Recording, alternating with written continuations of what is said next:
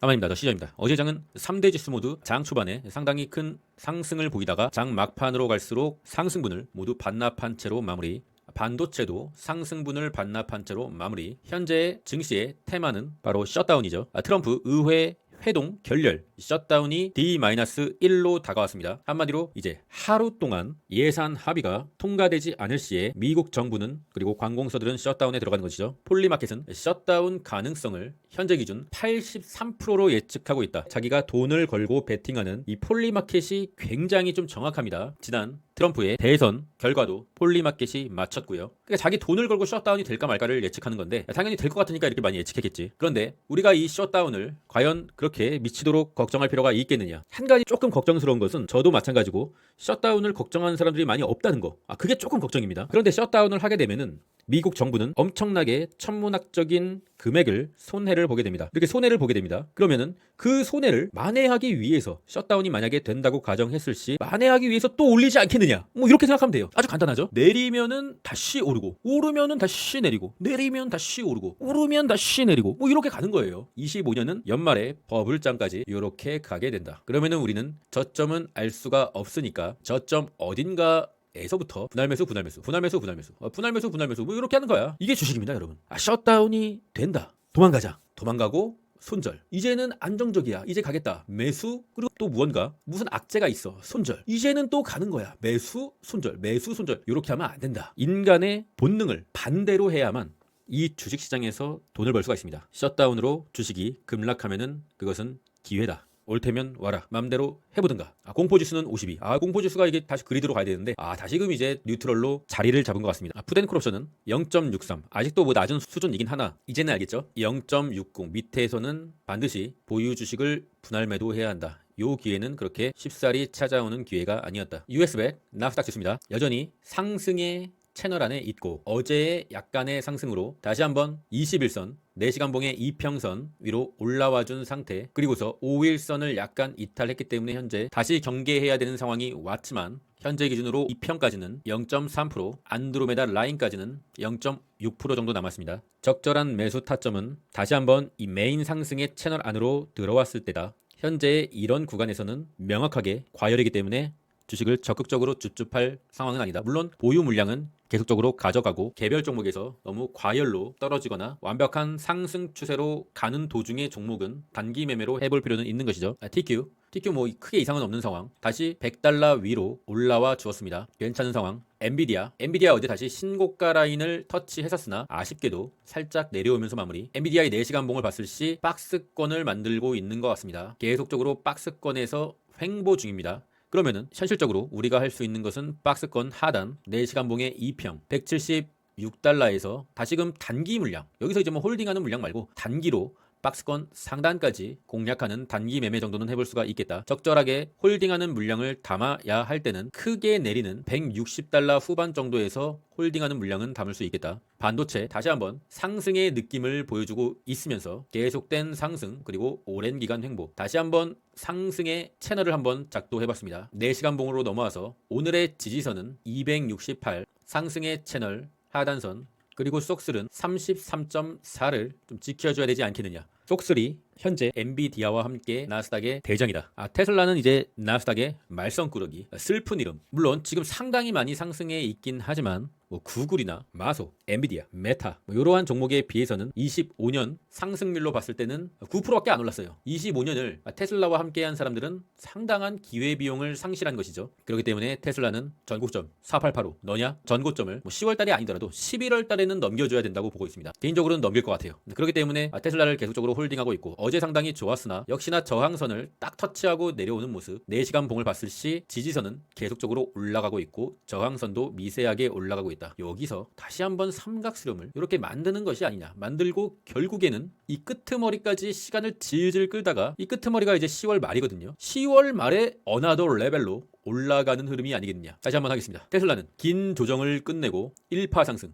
2파 조정, 3파 상승, 4파 조정을 끝내고 ABC 조정 완료 나머지 EFG, HIJK, LMM, OPQR, STU, VWXYZ 알파벳 조정을 끝내고 말씀드렸죠. IC대로로 올라갔다. 그리고서 이제는 나마스대로 가기 위한 다시 한번 ABC, EFG, HIJK, LMM, OPQR, STU, VWXYZ 정도의 라스트 조정을 끝내고 10월 말에 그리고 11월 달에 500불을 돌파한다.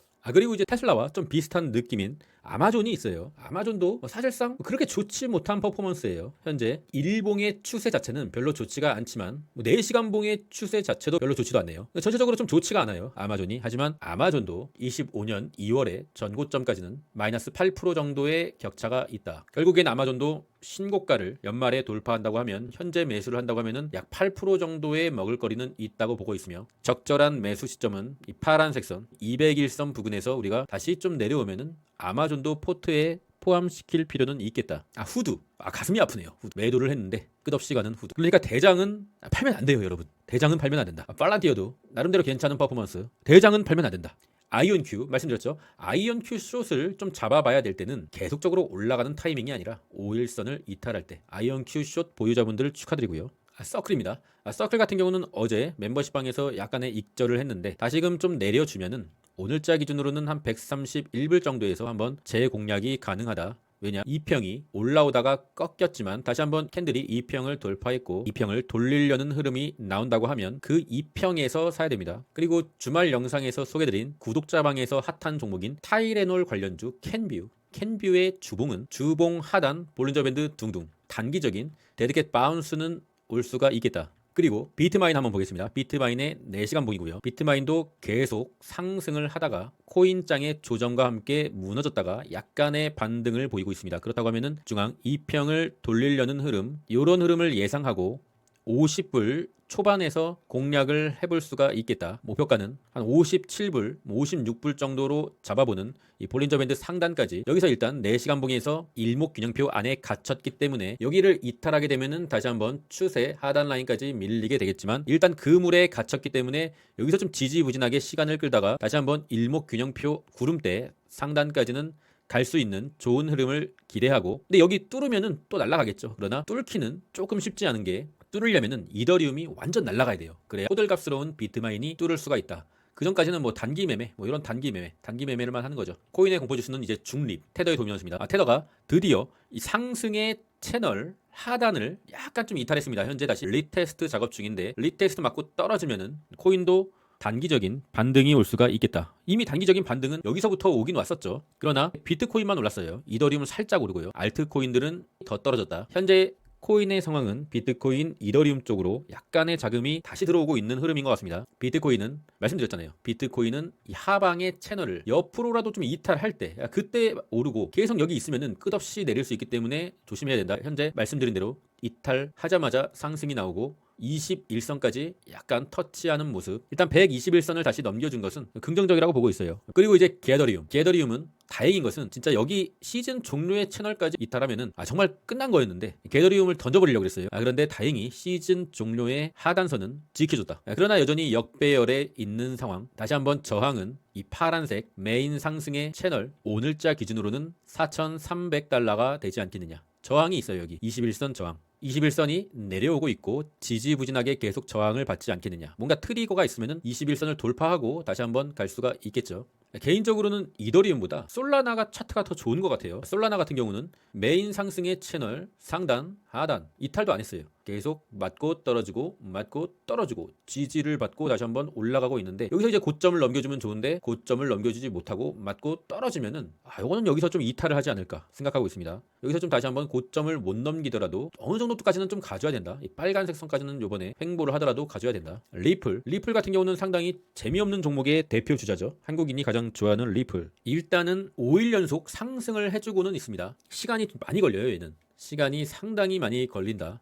4시간 봉을 봤을 시에는 2.9K 일목균형표를 넘겨줘야 된다. 현재 하방의 채널을 살짝 위로 돌파한 지점, 여기서 좀 지지부진하게 흐르다가 좀 넘겨주는 흐름을 기대하고는 있습니다. 금일의 일정은 미국 졸트 구인 이직 보고서 잡 오프닝이 예상치보다 조금 적게 나왔으면 하는 바람이 있어요. 고용이 좀 안 좋아지는 신호를 보내야 주식이 상승하는 기조를 보였기 때문에. 하지만 사실상 오늘은 졸트도 별로 중요하지 않은 것 같아요. 미국 셧다운에 모든 게 걸려 있는 것이죠. 오늘 밤에도 협상이 결렬된다. 그러면은 이제 내일 해야 되는 건데 내일이 이제 마감 시한이거든요. 그래서 오늘 밤에 협상이 결렬되면은 증시에 충격이 올 수가 있겠다라는 생각은 들고 있습니다. 더시더 구독자 방에는 어느덧 900명에 달하고 있다. 상당히 좀 많이 들어오고 계시고요. 저는 뭐 하루하루에 그렇게 많이 연연하면서 주식을 하는 사람이 아니고요. 단기 매매도 하루하루에 그렇게 연연하지 않습니다. 단기 매매도 그날 사서 그날 파는 매매보다는 조금의 며칠간은 좀 지켜보는 그런 매매를 하고요. 중장기 매매는 좀 많이 지켜보는 매매를 하고 있습니다. 결국에 우리가 당일 사서 당일 파는 매매는 굉장히 스트레스를 많이 받고 결국에 그 매매로 큰 돈을 벌지도 못해요. 하루에 사서 하루에 파는 매매를 하면서 큰 돈을 버는 사람들은 반대로 큰 돈을 잃을 확률도 커지는 매매를 하고 있기 때문에 그렇게